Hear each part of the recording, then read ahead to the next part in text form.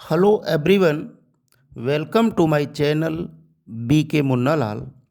आज मैं आपको फिगर्स ऑफ स्पीच डिस्कस करने वाला हूँ। डियर स्टूडेंट्स, यदि अभी तक आप मेरे चैनल पर नए हों तो चैनल को सब्सक्राइब अवश्य कर लें, जिससे आप मेरे आने वाले हर वीडियो का नोटिफिकेशन प्राप्त कर सकें और उसका लाभ ले सकें। फिगर्स ऑफ स्पीच विभिन्न प्रतियोगी परीक्षाओं में, कॉम्पिटिटिव एग्जाम्स में और बोर्ड अथवा होम एग्जामिनेशंस के पोइट्री सेक्शन में पूछे जाते हैं। इन्हें हम अच्छे से तैयार कर लें तो हम उन प्रश्नों का, उन क्वेश्चंस का आंसर आसानी से दे पाएंगे। किसी भी लाइन में फिगर ऑफ स्पीच पूछा जा सकता है, उसकी डेफिनेशन पूछी जा सकती है, उसका एग्जाम्पल पूछा जा सकता है, उसे आइडेंटिफाई करने के क्वेश्चन आते हैं। हिंदी में फिगर्स ऑफ स्पीच को अलंकार कहते हैं। तो सबसे पहले हम ये समझेंगे कि अलंकार होता क्या है, फिगर ऑफ स्पीच क्या होता है। बहुत कम शब्दों में हम इसे परिभाषित करेंगे। शब्द और अर्थ की शोभा बढ़ाने वाला धर्म अलंकार कहलाता है। शब्द और अर्थ की शोभा बढ़ाने वाला धर्म ही अलंकार कहलाता है, फिगर्स ऑफ स्पीच कहलाता है। अब हम देखेंगे कुछ परिभाषाएं अंग्रेजी पोइट्री की। सबसे पहले a few definitions of poetry. पद्य क्या है? पद्य में फिगर ऑफ स्पीच प्रयोग होता है। तो सबसे पहले हम पद्य माना कविता की परिभाषा समझेंगे। Poetry is based words in their best order. ये एस.टी. कॉलेज ने कहा, श्रेष्ठ शब्द श्रेष्ठ क्रम में कविता होते हैं। ये एस.टी. कॉलेज का कथन है। Poetry is spontaneous overflow of powerful feelings, ये विलियम वर्ड्सवर्थ ने कहा। काव्य एक सतत शक्तिशाली भावनाओं का सतत प्रवाह है, ये विलियम वर्ड्सवर्थ ने कहा है। थर्ड है, poetry is a statement whose soul is rasa. रसात्मक वाक्यम काव्यम, ये आचार्य विश्वनाथ ने कहा। काव्य एक कथन है जिसकी आत्मा रस है। रसात्मक वाक्यम काव्यम, रसयुक्त वाक्य ही काव्य है। अब हम देखेंगे कि फिगर ऑफ स्पीच क्या होता है। फिगर ऑफ स्पीच को भी समझ लें। अभी हमने देखा कि शब्द और अर्थ की शोभा बढ़ाने वाला धर्म फिगर ऑफ स्पीच कहलाता है, अलंकार कहलाता है। अंग्रेजी में कहा गया है, a figure of speech is a deviation from the ordinary use of words with a view to increase their effect. J C Nesfield का कथन है। Figure of speech is a deviation, figure of speech अलंकार एक विचलन है, from the ordinary use of words with a view to increase their effect. उनके प्रभाव को बढ़ाने के लिए साधारण प्रयोग से उनके प्रभाव को बढ़ाने के लिए ऑर्डिनरी प्रयोग से एक विचलन है। Figure of speech is a deviation from the ordinary use of words. शब्दों के सामान्य प्रयोग से उनके प्रभाव को बढ़ाने के लिए निकाला गया एक विचलन है। ये जेसी नैसफील्ड ने परिभाषित किया है फिगर्स ऑफ स्पीच को। अब हम देखेंगे definitions of figures of speech, अलंकारों की परिभाषा। अब हम देखेंगे कुछ महत्वपूर्ण अलंकारों की परिभाषा हम यहाँ दे रहे हैं, आप इन्हें अच्छे से तैयार करेंगे। पहला फिगर ऑफ स्पीच है सिमिली। इसे हम उपमा अलंकार कहते हैं। सिमिली को उपमा अलंकार कहते हैं।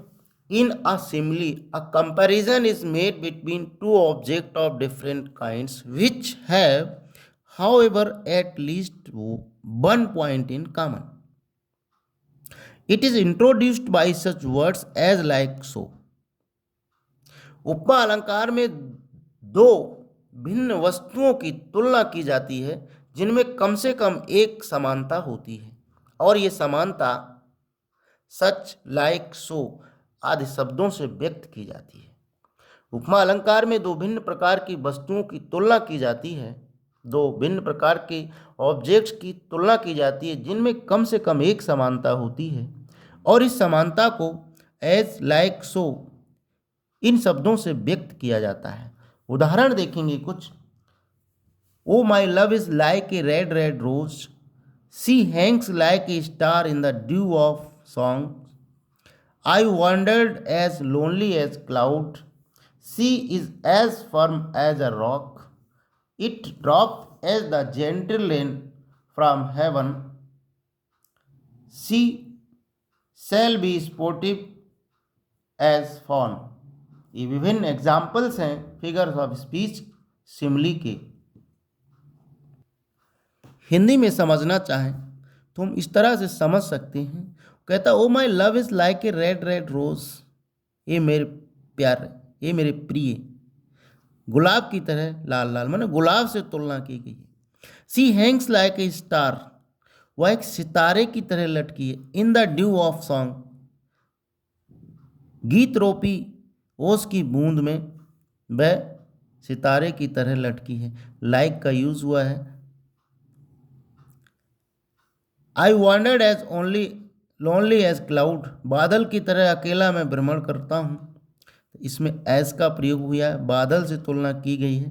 तो इनमें जब की तरह की सी हो हिंदी में, अंग्रेजी में लाइक एज सो का प्रयोग हुआ हो तो वहाँ पर फिगर ऑफ स्पीच सिमली होता है।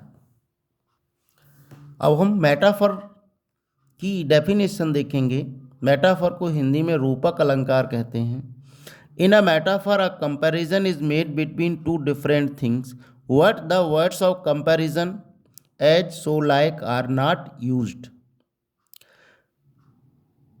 मेटाफर में दो भिन्न वस्तुओं की तुलना तो की जाती है परंतु तुलनात्मक शब्द एज सो लाइक का प्रयोग नहीं किया जाता है। दूसरे शब्दों में पीसी रेन ने इसकी परिभाषा देते हुए कहा, a metaphor is an implied simile. रूपक परोक्ष रूप में उपमा अलंकार है। ये परिभाषा पीसी रेन ने दी है। रूपक अलंकार में तुलना तो की जाती है दो वस्तुओं की, लेकिन उनमें तुलनात्मक शब्दों एज सो लाइक आदि का प्रयोग नहीं करते हैं। उदाहरण से समझते हैं।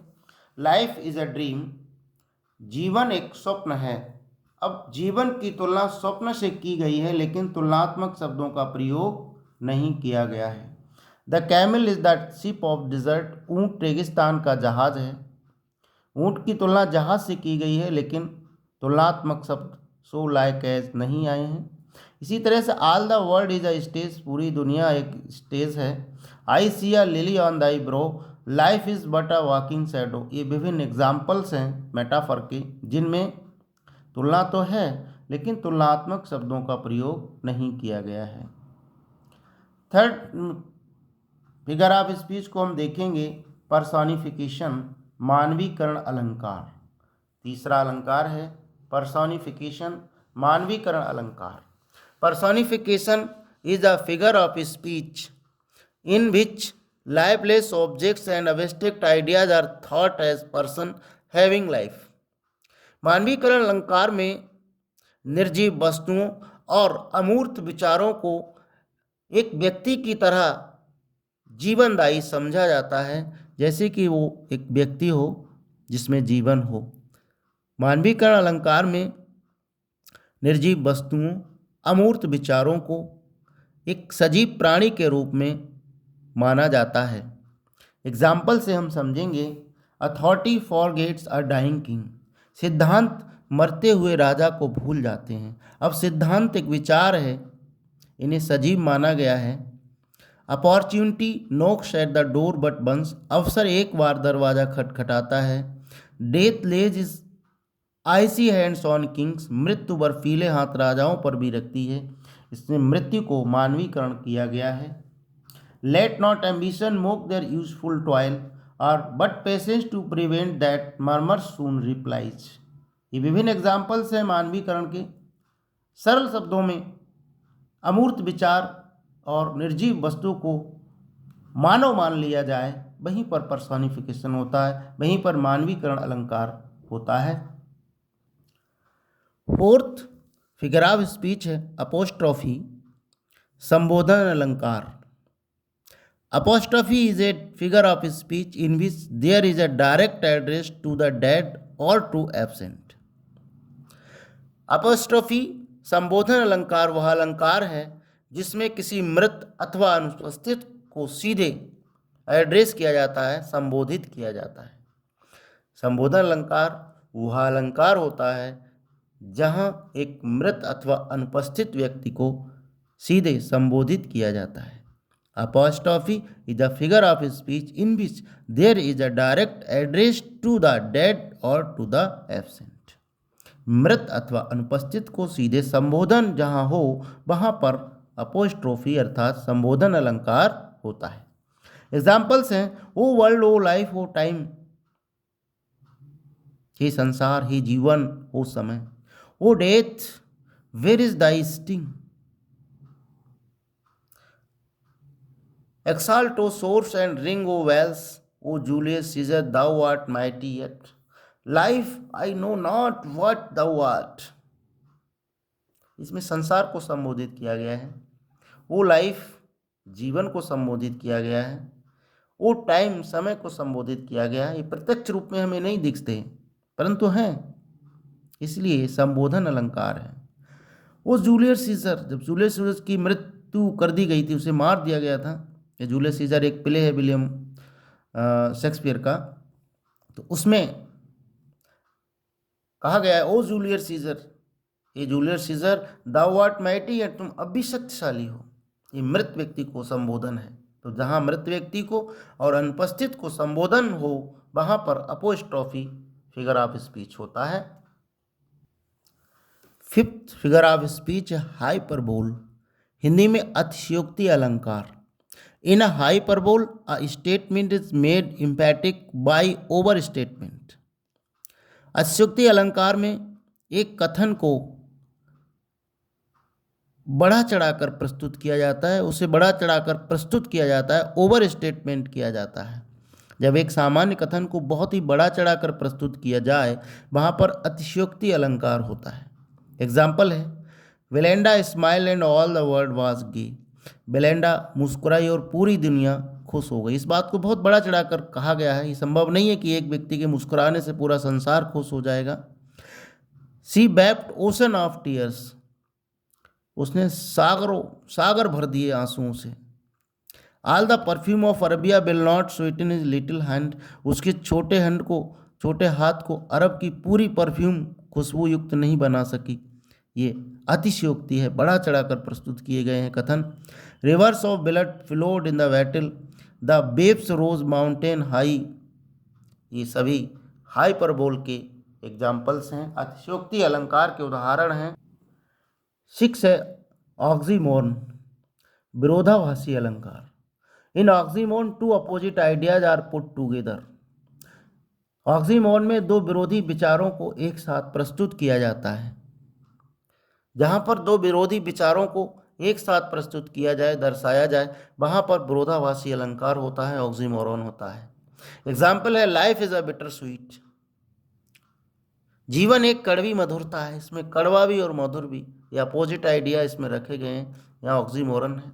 And having nothing he hath all, कुछ भी न रखते हुए उसके पास सब कुछ है, यहाँ पर भी अपोजिट आइडियाज प्रस्तुत किए गए हैं, ये भी ऑक्सीमोरन है। Next example, our sweetest song are those that tell of the saddest thoughts, a great lord of all things yet a prey to all.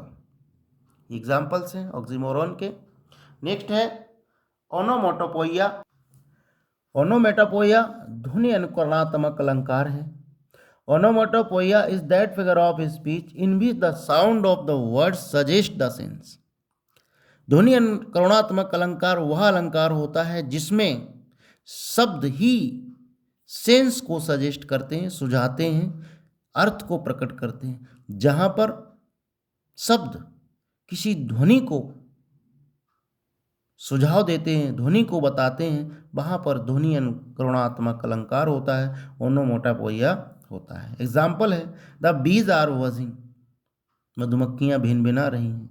ये भिन भिनाना मधुमक्खियों की साउंड को सजेस्ट करता है। I hear the water lapping on the crease, मैंने पहाड़ी पर पानी की छलछल को सुना, ये पानी की आवाज़ को सजेस्ट करता है। He looked at the roaring sky, उसने दहाड़ते हुए आसमान को देखा, गरजते हुए आसमान को देखा। सम मोर वर्ड्स, कुछ और शब्द हैं जो साउंड को सजेस्ट करते हैं। चर्पिंग, चिड़ियों का चहचहाना। हिसिंग, फुंकारना। ब्लीट, मिमियाना। चैटर, चटर पटर बातें करना। कूज, कोयल का लोज रमहाना। रसिल, सनसनाहट। स्प्लैश, छपाक।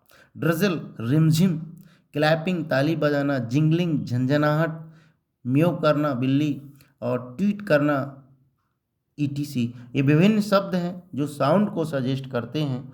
अगर इस तरह जो वर्ड हैं वो साउंड को सजेस्ट करें तो वहाँ पर ओनोमेटोपोइया फिगर ऑफ स्पीच होता है। आशा है डियर स्टूडेंट्स ये वीडियो आपको पसंद आया होगा। पसंद आया हो तो इसे लाइक करिएगा, शेयर कीजिएगा और अच्छी से तैयार करिएगा। Thanks for watching.